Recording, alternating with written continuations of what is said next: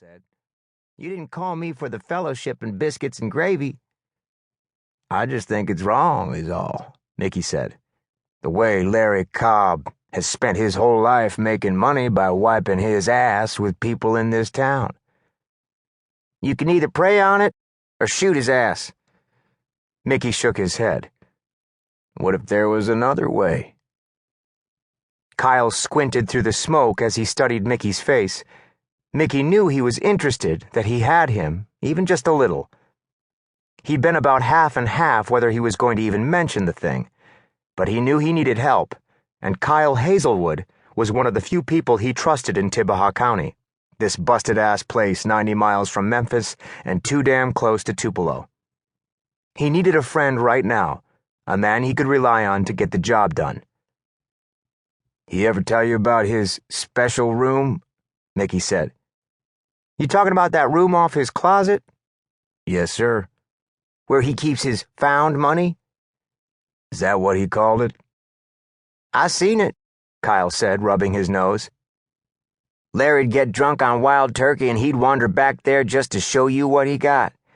Man can't help himself. He got stacks and stacks of money. He told me it was because his daddy told him to never trust no banks." "His daddy also told him don't pay no taxes neither," Mickey said. "You know how much shit that man has done off the books with that logging operation?" "How much?" "Last time I seen it, it was more than $1 million. "Holy shit," Kyle said, his cell phone ringing. He took it off his hip, saw the number, and turned it off. "Just what you thinking, man?" Mickey turned back to the Huddle House, watching the waitress behind the glass, refilling cups and talking with a couple old men in the back booth. A raggedy minivan pulled into the parking lot, and a fat woman with a fat baby waddled on in to get their morning feed. Kyle hadn't moved. He was shivering a little, wearing that imitation leather red and black motorcycle jacket he'd had for years. Mickey remembered when Kyle was the king of Tibaha High, rolling around the town square in his badass El Camino. That same El Camino now sitting outside his work shed on blocks. "I got a court-ordered judgment against me for $100 grand, Mickey said. "I'm just saying, it'd be funny to pay back Larry with his own goddamn money." "You talking about robbing him?" "No, sir," he said. "I'm talking about taking what's ours. I got a plan, but need you to be part of it." "I don't know, man," Kyle said. "That's a high-tech safe. He paid a couple $1,000 for it at the Costco in Memphis. It ain't opening with no crowbar."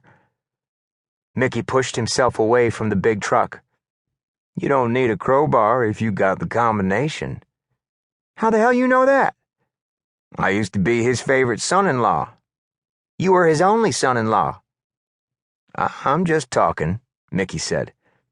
"I just wanted to see if you're interested first. Me and you been pals a long time, and when I heard Larry had cornholed you, too, well, I just started thinking on the situation and how to make things right." "What if the combo don't work?" "I got a backup plan," Mickey said. "But one step at a time. I just need to know, are you in?"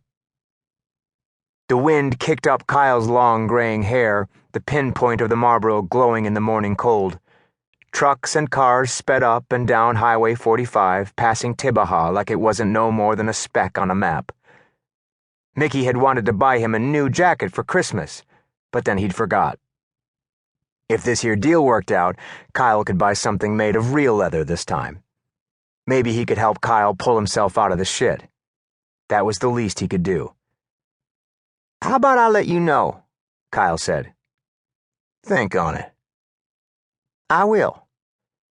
"We deserve better," Mickey said.